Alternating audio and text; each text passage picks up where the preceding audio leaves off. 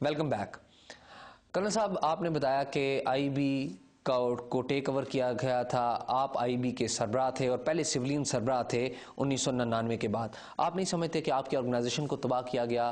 تو جن لوگوں نے تباہ کیا ان کے خلاف کوئی کیس وغیرہ چلنا چاہیے؟ نہیں، دیکھیں وہ سارا جو ہوتا ہے، جو اس وقت جو ایکشن لیا گیا، جس طرح میں نے پہلے بھی بتایا ہے کہ انہوں نے اس حد تک تباہ والا آرگنائزیشن ادھر تھی، اور امیجیٹلی میرے خیال سے پہلے جو ڈی جی تھا اس کے ہٹنے کے اور دوسرے ودن اے ویک دوسرا ڈی جی انسٹال کر دیا گیا تھا، اور اس کے بعد آرگنائزیشن اسی طرح کام چلتی رہی. لیکن اس کے دوران میں جس طرح اگر یہ ہے کہ وہ کوئی ٹیکنیشین کے طور پہ اگر ان کو کچھ ٹیکنیکل چیزیں لے گئے یا کوئی کیسٹ جو بعد میں انہوں نے اپنے استعمال میں، تو I don't think it had any bearing on the organisation as سچ.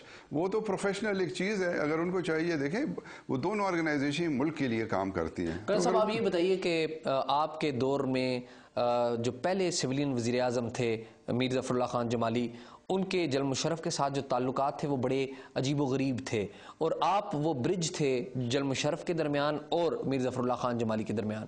کچھ آج بتائیں گے، کچھ ان واقعات سے پردہ اٹھائیں گے آج کہ کیا واقعات تھے جو ریموول کی وجہ بنے اس وقت کے وزیر اعظم میر ظفر اللہ خان جمالی کے؟ شروع میں مطلب ان کے ساتھ ایک سال جو میں رہا ہوں، ان کے شروع میں بہت اچھا تعلق تھا اور کوئی ایسی، لیکن بعد میں سسٹم کے اندر کوئی چھوٹی چھوٹی چیزیں، پولیٹیکل سسٹم، جیسے مسلم لیگ کی اس وقت لیڈرشپ کسی اور کے پاس تھی، وزیر اعظم کوئی اور ہے، حکم دینے والا کوئی اور ہے.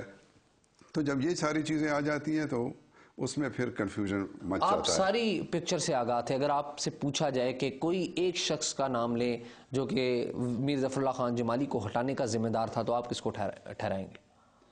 میں ایک آدمی کو نہیں بلیم کروں گا، بیکاز جیسے میں نے آپ کو بتایا نا کہ ایک سسٹم جب بلڈ اپ ہو جاتا ہے پولیٹیکلی، ان کے بعد میں جو تھے شجاعت صاحب وغیرہ، ان کے ساتھ بھی تعلقات ٹھیک نہیں تھے. So they were the one who were commanding the party. تو پارٹی کو یہ کمانڈ کر رہے ہیں، ان کا ایک اپنا ایک ان کے ساتھ تھا. اسی طرح پھر پریزیڈنٹ جو تھے وہ بھی بعض چیزوں کے اوپر جو تھے. جمالی کا یہ تھا کہ جو بھی ان کو ایک پرسنٹیج میں دوں گا کہ وہ اتنے پرسنٹ جو وزیر اعظم کے اختیارات ان کے پاس اگر تھے، وہ اس کو پوری طریقے سے استعمال کرتا تھا. جمالی کرپشن میں ملوث تھے؟ نیور. جمالی کے وزراء کی کرپشن کمپلینٹس اس کے اندر کچھ وزراء تھے، مطلب ان کے بارے میں ڈفرینٹ، ایک وہ ساؤتھ اس سے پنجاب سے تھے، بعد میں ان کی ڈیتھ ہو گئی، ہارٹ اٹیک ہوا تھا اس کا تھا. یہ یو فون کے سلسلے میں کچھ جو تھا انکوائریز ہوئی تھی. جنرل مشرف شکایات کمپلین اپنی جو ہیں وہ آپ کو بتایا کرتے تھے کہ یہ شکایت ہے؟ کوئی خاص اسپیسیفک مجھے ابھی اس وقت یاد نہیں ہوں گی. تو یس، وہ مجھے کہتے تھے، اور مجھے بلکہ بعض ایسی چیزیں ہوتی تھی کہ مجھے کہا جاتا تھا کہ یہ وزیر اعظم کو بتاؤ، and at time he had to tell me کہ یہ ڈرٹی جاب آپ نے کرنا ہے because he happens to be your friend. Mir Zafarullah Khan Jamali کے جانے کی جو پہلا سائن تھا وہ یہ تھا کہ آپ مارچ 2004 میں اپنے عہدے سے چلے گئے اور آپ کو بعد میں سری لنکا میں سفیر تعینات کر دیا گیا. آپ یہ بتائیے کہ جب آپ کو مارچ میں آپ گئے تو آپ نے وزیر اعظم کو بتا دیا تھا کہ ان کے خلاف کوئی سازش ہو رہی ہے اور اگلے مرحلے میں وزیر اعظم جمالی کو ان کے عہدے سے ہٹایا جائے گا؟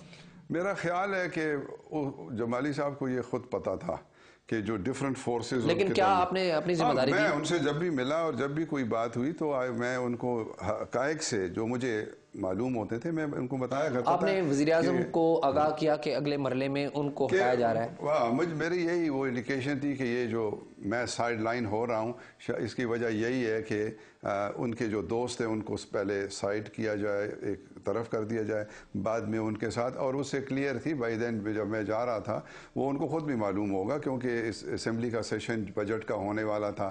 پریزیڈنٹ اسمبلی چیمبر میں آتے تھے، وہ ایم این اے سے ملتے تھے. ابھی آپ کو پتہ ہے ایم این اے سے بات کرو تو وہ ان کو he was very well aware of the fact. Colonel صاحب، آپ کو ریپلیس کیا اس وقت کے home secretary Punjab brigadier retired Ijaz Shah نے.